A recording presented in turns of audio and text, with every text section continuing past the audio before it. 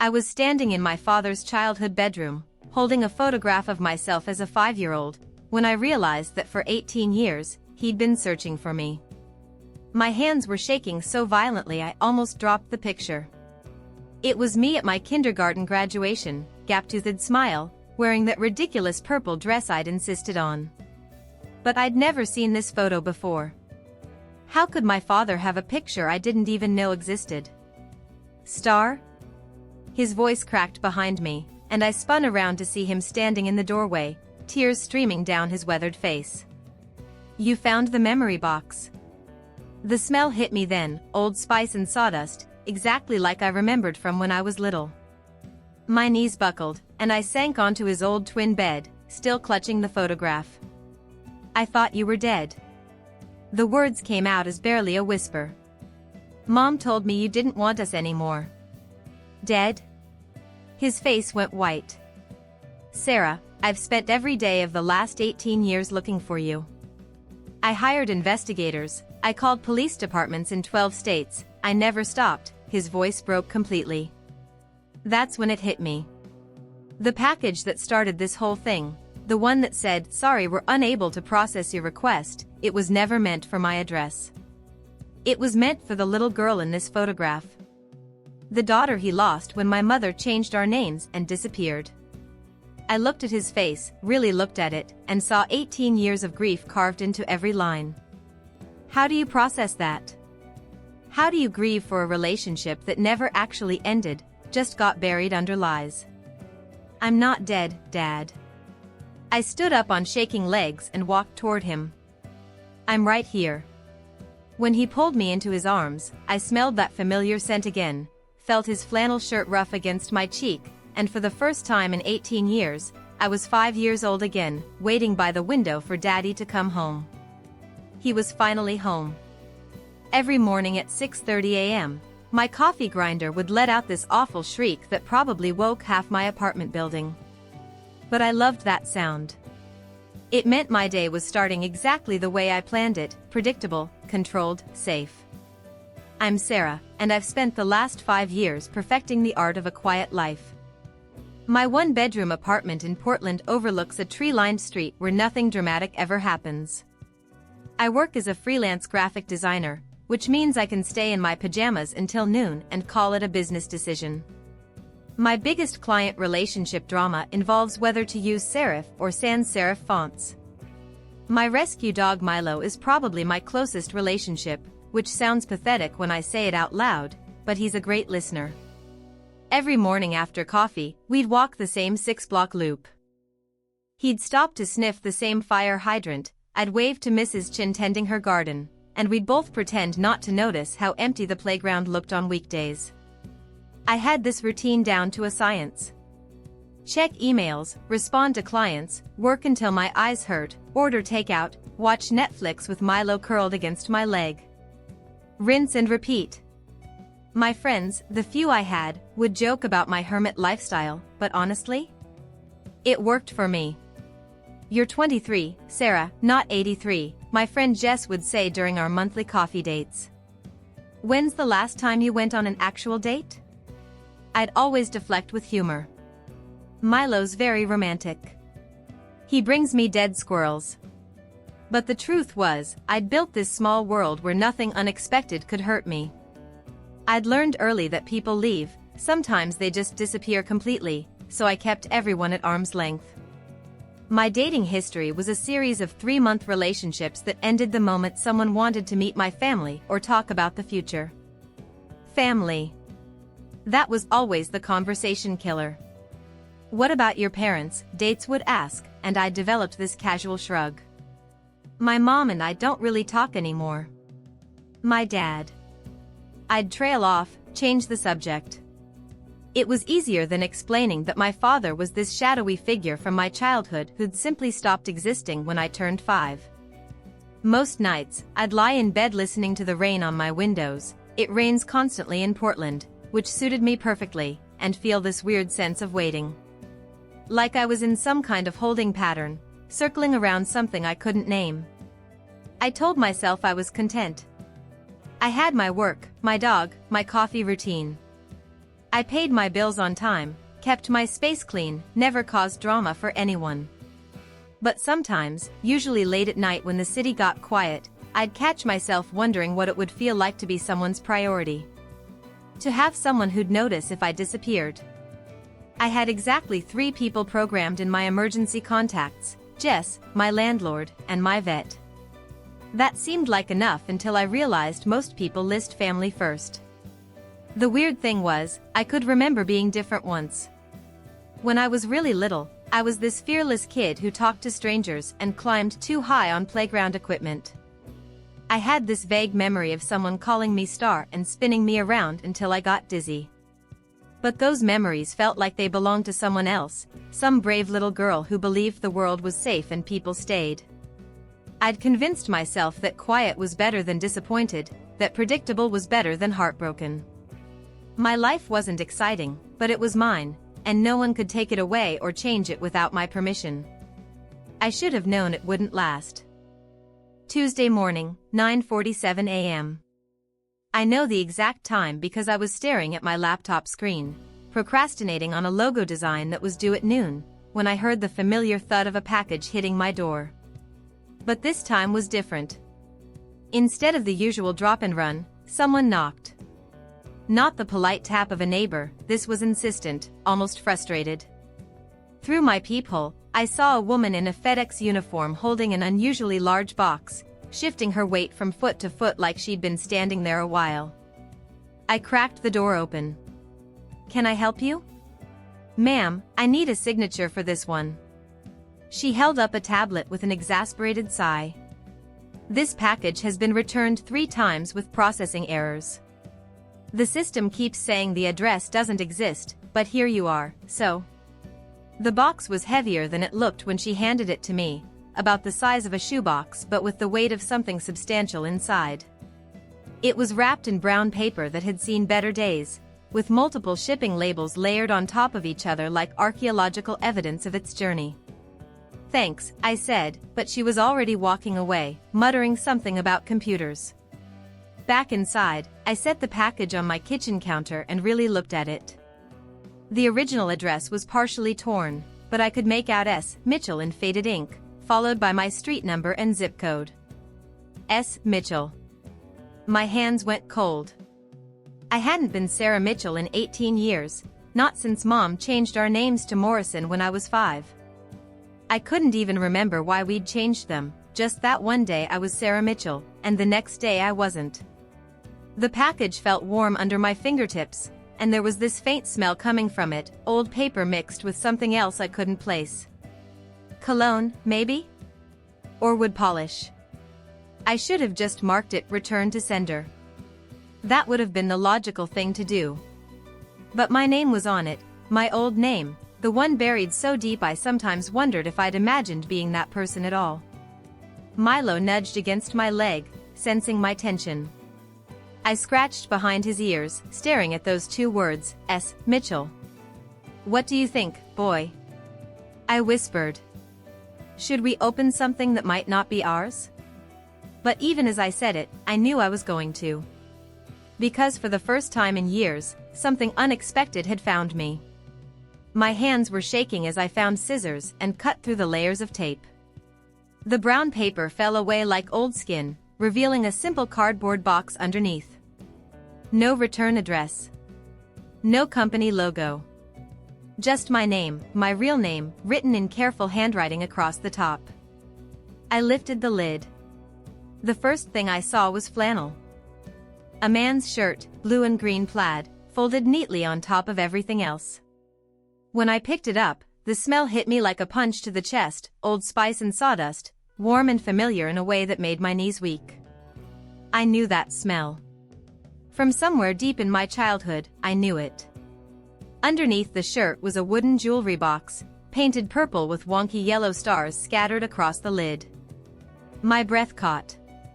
I'd made something like this once, in kindergarten maybe? For Father's Day? The memory was fuzzy, but the feeling was sharp and immediate. My fingers traced over the uneven stars, and suddenly I was 5 years old again, standing at a craft table with paint under my fingernails, so proud of my crooked masterpiece. I opened the jewelry box with trembling hands. Inside, a cassette tape labeled Sarah's bedtime songs in careful script. Beneath that, photographs of me on my first day of school with missing front teeth, me blowing out candles on a birthday cake I didn't remember, me and a man with kind eyes at what looked like a camping trip. The man in the photos had the same hands that had written my name on the box. Strong hands, gentle smile, flannel shirt identical to the one now draped across my lap. At the bottom of the box, an envelope addressed to my little star in that same handwriting. Little star. The phrase hit me like lightning. Someone used to call me that. Someone who smelled like Old Spice and sawdust, who sang me to sleep and took me camping and helped me paint wooden boxes with crooked yellow stars. Daddy? The word came out as barely a whisper, but Milo's ears perked up like he'd heard something significant. I tore open the envelope with shaking fingers. The letter inside was dated 3 months ago. Star, I don't know if this will ever reach you. I've hired another investigator, but after 17 years, I'm starting to lose hope. Your mom was so angry when she left, and I understand why she needed space. I just want you to know I never stopped looking, and I never stopped loving you. This box has everything I could save from your room. I thought maybe if you found it someday, you'd know I kept all the pieces of us safe. Love always, Daddy. The words blurred as tears filled my eyes. 17 years. He'd been looking for me for 17 years. I collapsed onto my kitchen floor, clutching the jewelry box against my chest. Everything I'd believed about my childhood, that my father didn't care, that he'd let us go without a fight, that I wasn't worth staying for, crumbled in the space of a single letter. He'd been looking for me.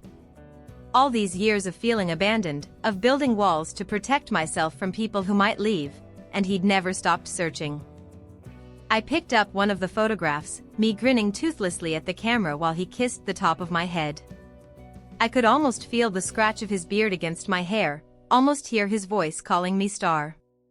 My chest felt tight, like I couldn't get enough air. How many investigators? How many years of wondering if I was okay, if I was happy, if I even remembered him? The package wasn't misdelivered at all. It had found exactly who it was supposed to find. It had found the little girl who'd been waiting 18 years to come home. I spent the rest of Tuesday afternoon on my laptop, searching for any trace of the investigator mentioned in Dad's letter. Marcus Webb, private investigator, Portland area. It took 3 hours and 6 different search engines, but I finally found his office number. Webb Investigations. The voice was older, tired. This is Helen. Hi, I'm looking for Marcus Webb about a case involving Sarah Mitchell. Silence. Then, I'm sorry, honey. Marcus passed away 2 weeks ago. Heart attack at his desk. Was he working on something for your family? My throat went dry. He was trying to find me. For my father. Oh. Her voice softened. You must be the girl from Ohio. Marcus talked about that case constantly.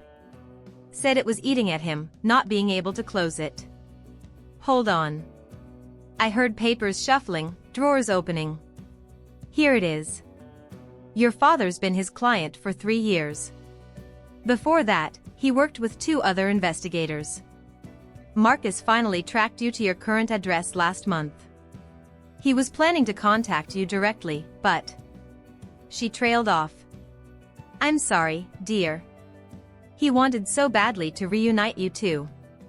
3 years. My father had been actively searching for 3 years just through this one investigator. After I hung up, I did something I'd avoided for years. I Googled my father's name.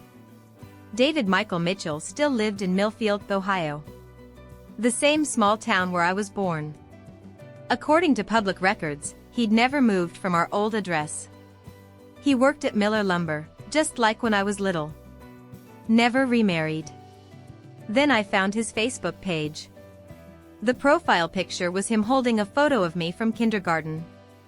Every year on my birthday, he'd posted the same message, "Happy birthday to my beautiful star, wherever you are." Daddy loves you and misses you every day. Hashtag miss my little star. 18 posts. 18 years of birthday messages to a daughter who never saw them. I scrolled through years of photos, birthday cakes he'd made for someone who wasn't there, Christmas presents wrapped and then donated to charity. Comments from friends saying, still praying you find her, Dave, and she knows you love her. The room started spinning. I ran to the bathroom and threw up. How could my mother have let me believe he didn't care? How could she have kept us apart for 18 years? I tried calling my mom's number, the one I'd blocked 2 years ago after our last fight. Disconnected. No forwarding information. By evening, I was pacing my apartment like a caged animal. Milo watched me from his bed, whimpering occasionally when I'd stop to cry. I pulled up my father's work number 3 different times, my finger hovering over the call button. What would I even say? Hi, Dad, it's Sarah. Surprise, I'm not dead? The conversations I rehearsed in my head all sounded insane. What if he'd moved on? What if seeing me would just reopen old wounds? What if 18 years was too long, and we were strangers now? But then I'd look at that jewelry box, my kindergarten masterpiece that he'd kept safe all these years, and remember the way he used to sing me to sleep.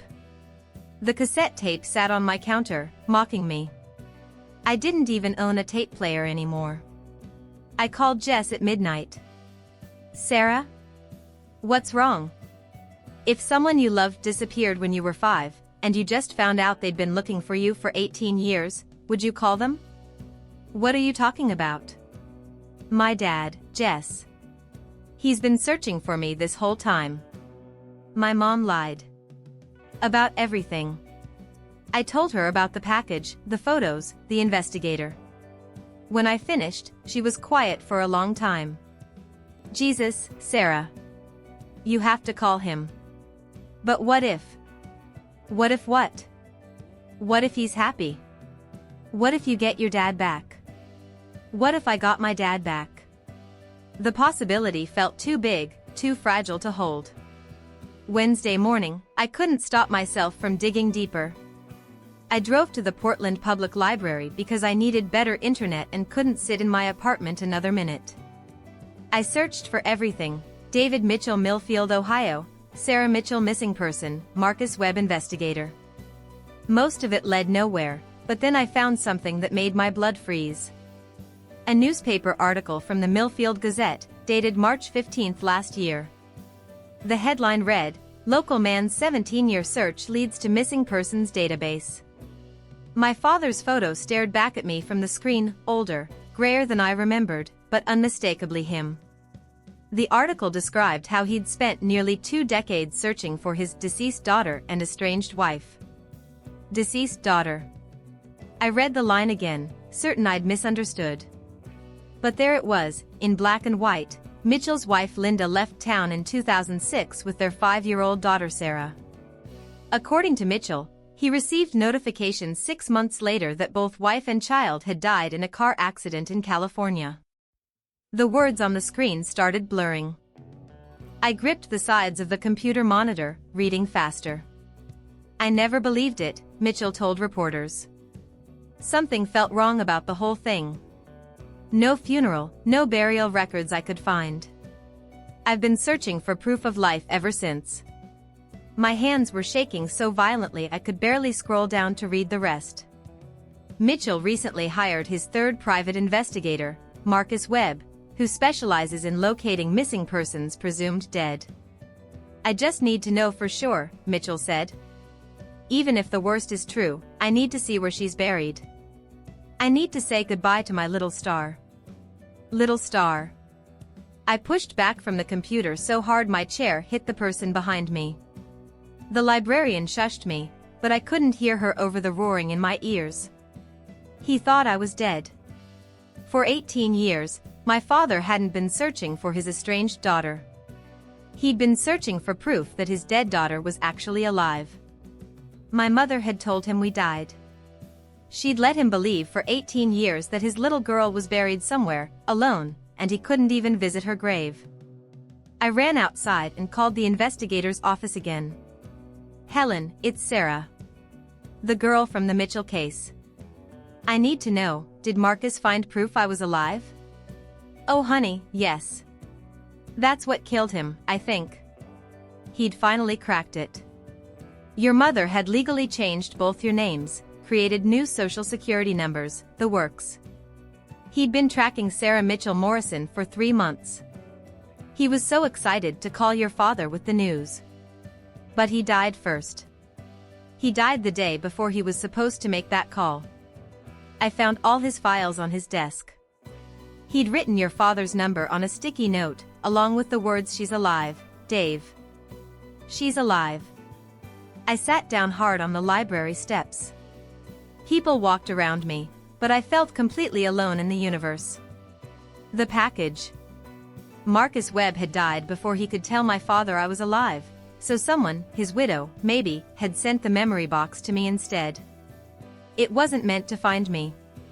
It was meant to be the proof my father needed that I existed. All this time, I'd been angry at my father for abandoning me. But he'd been grieving me. For 18 years, he'd been mourning his dead daughter while desperately hoping she was actually out there somewhere, needing him. I thought about all those birthday posts on Facebook, all those wrapped Christmas presents. He hadn't been trying to ease his guilt about losing me. He'd been keeping vigil for a little girl he believed was buried somewhere, unreachable.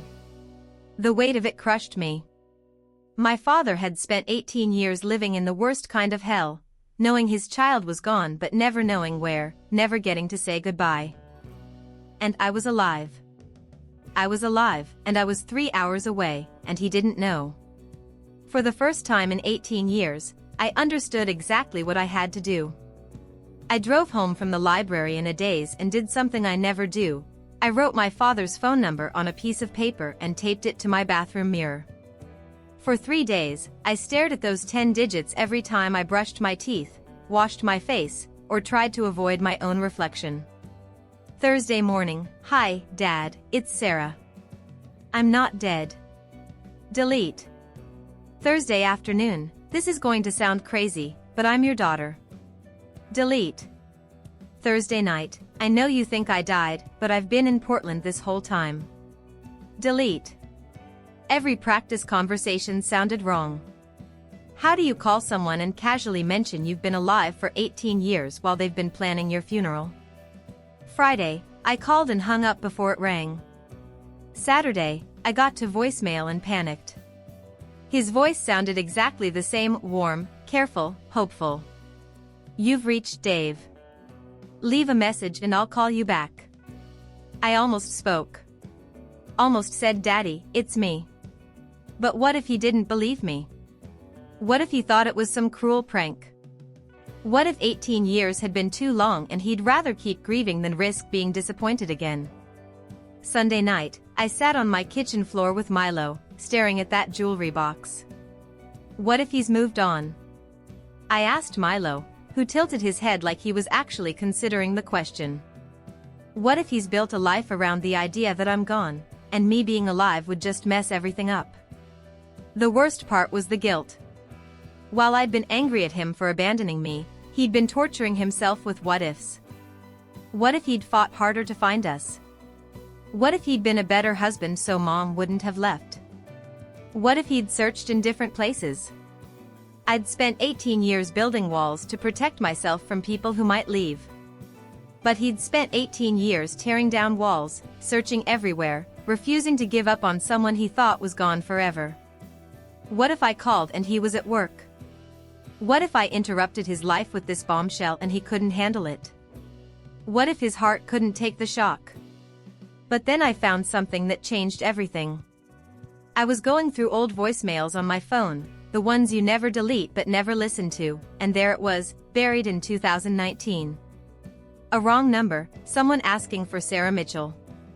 But it wasn't a stranger. It was my father's voice. "Sarah?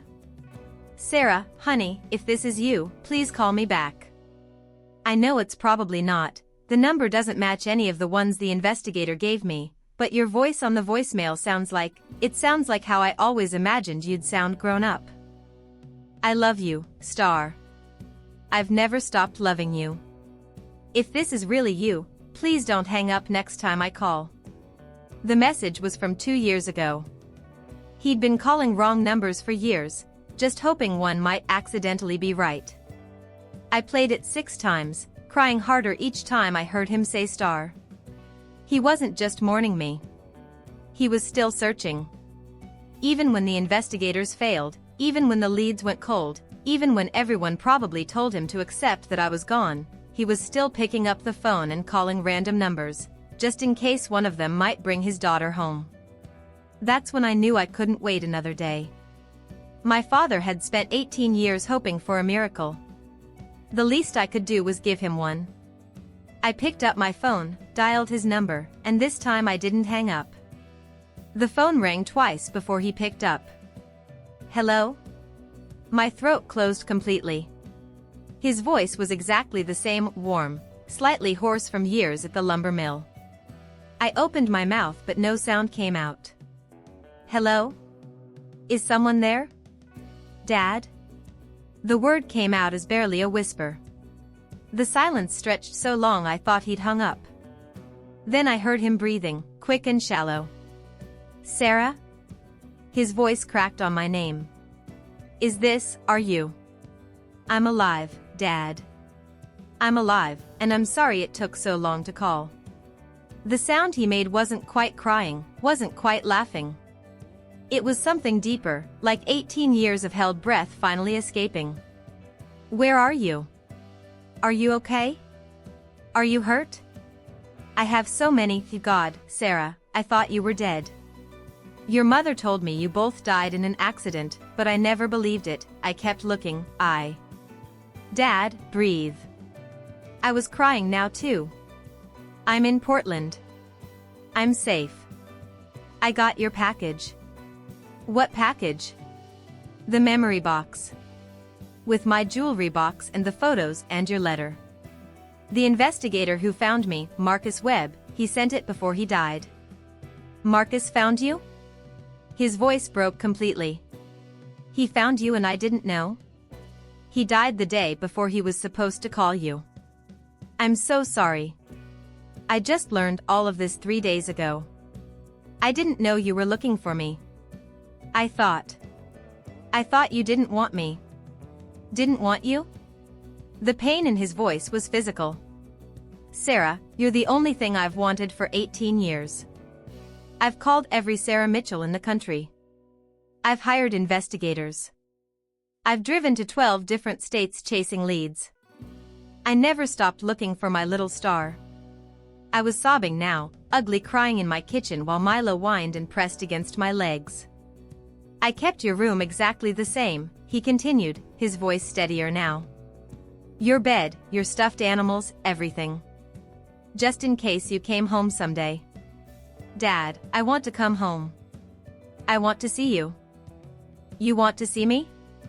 Like he couldn't believe it was possible. I'm getting in my car right now. I'll drive all night. I'll be there tomorrow. Sarah, it's an 18-hour drive. You don't have to. Yes, I do. I should have called 18 years ago. I should have found a way to reach you. I should have. Hey. His voice went soft, the way I remembered from when I was little and had nightmares.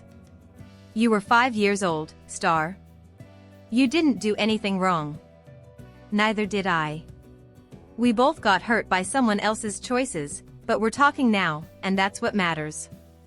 I could hear him crying on the other end of the line. I love you, Daddy. I never stopped missing you, even when I was angry. I love you too, baby girl. I've loved you every single day for 18 years. We talked for 2 more hours. He told me about all the birthdays, all the Christmases, all the investigators. I told him about college, about my work, about the life I'd built while believing he'd abandoned me.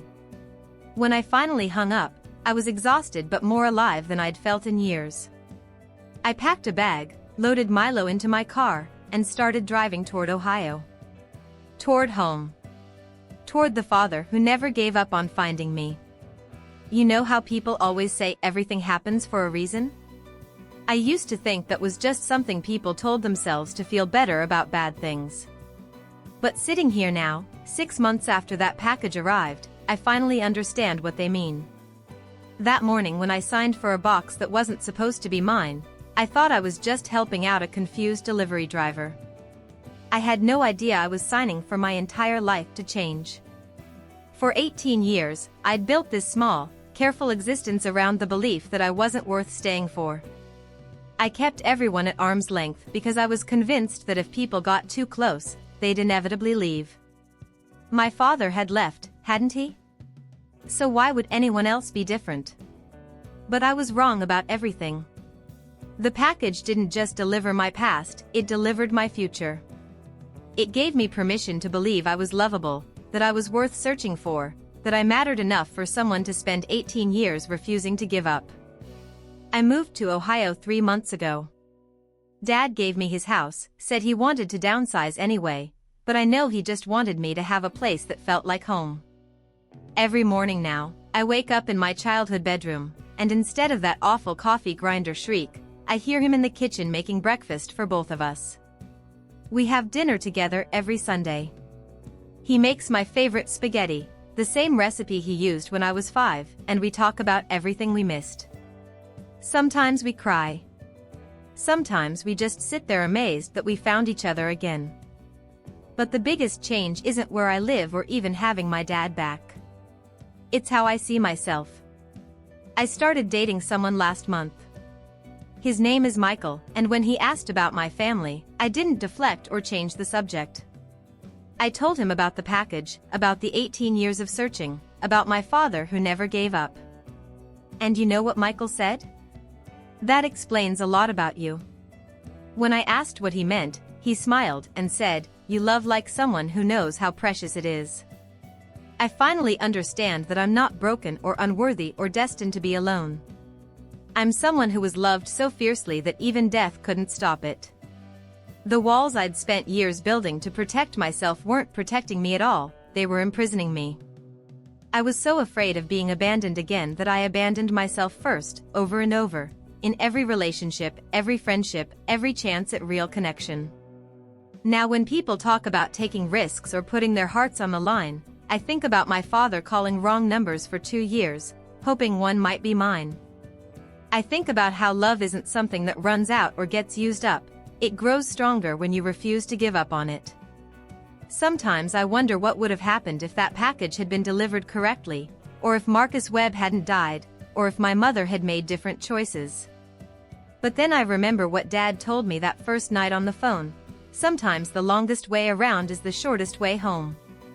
That misdelivered package taught me the most important thing I'll ever know: some mistakes are actually miracles in disguise.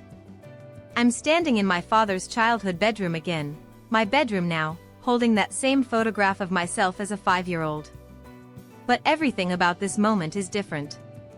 6 months ago, when I first held this picture, my hands were shaking with the shock of 18 years of lies crumbling around me.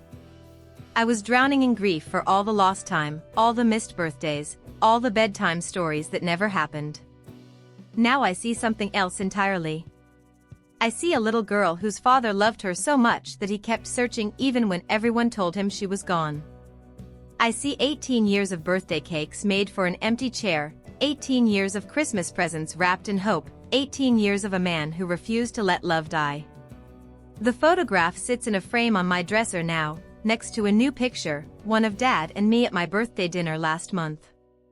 We're both grinning, his arm around my shoulder, and you can see the resemblance everyone always said we had. Same smile, same stubborn chin, same eyes that light up when we're happy. That misdelivered package sits on my dresser too, empty now except for a note I wrote to myself: some mistakes are actually miracles in disguise. Every morning when I wake up, I hear Dad humming in the kitchen while he makes coffee. The same off-key tune he used to hum when I was little, the one I thought I'd imagined all these years. Yesterday, a neighbor stopped by with a package that had been delivered to the wrong address. "This happens all the time," she said with a laugh. "These delivery drivers never pay attention." I smiled and took the package. Sometimes, I told her, the wrong address is exactly the right one. Because 18 years ago, a scared woman made a desperate choice that broke 3 hearts. But sometimes the universe has a way of healing what seems impossible to fix. Sometimes a package that says, "Sorry, we're unable to process your request," is exactly the request the universe was trying to process all along. The request of a father's heart that never stopped hoping his little star would find her way home.